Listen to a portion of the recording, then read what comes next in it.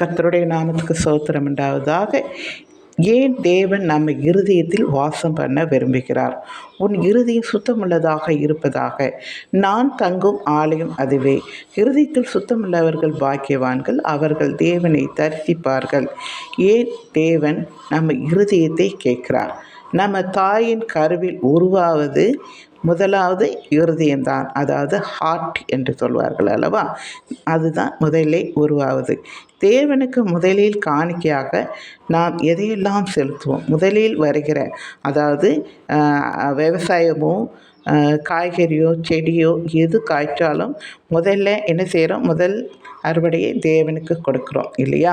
அதாவது ஆடு மாட்டில் கூட கன்றுக்குட்டி போட்டாலோ அதை முதல்ல என்ன செய்கிறோம்? ஆண்டவருக்கு கொடுக்குறோம். யாராவது முதல் வேலைக்கு போன முதல் சம்பளத்தை கூட ஆண்டவருக்கு கொடுக்குறோம் இல்லையா? அதே சிலர் முதல் குழந்தையே கடவுளுக்குன்னு வளர்த்து ஊழியத்துக்காக பிள்ளைகளை வளர்த்து கொடுப்பார்கள். இதை நிறைய பேர் செய்கிறதை நீங்கள் பார்க்கிறீர்கள் இல்லையா? ஆனால் இந்த இருதயத்தை தான் ஆண்டவர் என்ன செய்கிறார்? இதோ வாசப்படியில் நின்று தட்டுகிறேன், ஒருவன் என் சத்தத்தை கேட்டு கதவை திறந்தால் அவன் உள்ளத்திலே வாசம் பண்ணுவேன் என்று ஆண்டவர் விரும்புகிறார். ஆனால் அந்த இருதயம் எப்படிப்பட்டதாக இருக்கிறது? எரேமியா புத்தகத்தில் 17:9 சொல்லப்பட்டிருக்கிறது, எல்லாவற்றிலும் பார்க்கலும் இருதயமே திருக்குள்ளதும் மகா கேடுள்ளதுமாயிருக்கிறது என்று சொல்லப்பட்டிருக்கிறது.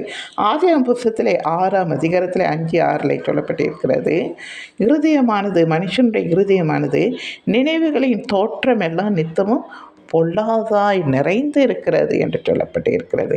எனக்கு அன்பானவர்களை, எப்படி இருந்தால் நாம் தேவனை தரிசிக்க முடியாது? அதாவது பரலோகத்துக்கு போய் பிதாவை பார்க்க முடியாது, நாம் நரகத்துக்கு தான் போவோம். நாம் இருதயத்தை சுத்தமுள்ளதாய் வைத்து ஆண்டவரை நாம் அழைக்கும் போது அந்த இருதயத்திலே ஆண்டவர் வாசம் பண்ண தேவனாய் இருக்கிறார்.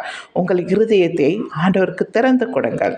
அவர் யாரும் திறக்காமல் அவரை அனாவசியமாக நுழைகிற தேவன் அல்ல. அவர் டீசெண்டான தேவன். நீங்கள் சத்தத்தை கேட்டு கதவை திறந்தால்தான் உங்கள் உள்ளத்திலே வாசம் பண்ணுவார். நீங்கள் ஆண்டவருக்கு உங்கள் இருதயத்தை திறந்து கொடுங்கள். ஆண்டவர் உங்களை உள்ளத்திலே வாசம் பண்ணி என்ன செய்வீர்கள்? மேலும் மேலும் இன்னுமாய் பரிசுத்தமாய் ஆண்டவருக்குள்ளே வளர அவர் உங்களுக்கு உதவி செய்வார். நீங்கள் முற்றிலுமாய் பரிசுத்தமாயிருந்து நீங்கள் ஆண்டவரை தரிசிக்கிறவர்களாய் காணப்படுவீர்கள். சரிங்களா? பிடிச்சிருந்தால் லைக் பண்ணுங்கள், மற்றவங்களுக்கும் ஷேர் பண்ணுங்கள். தேங்க்யூ.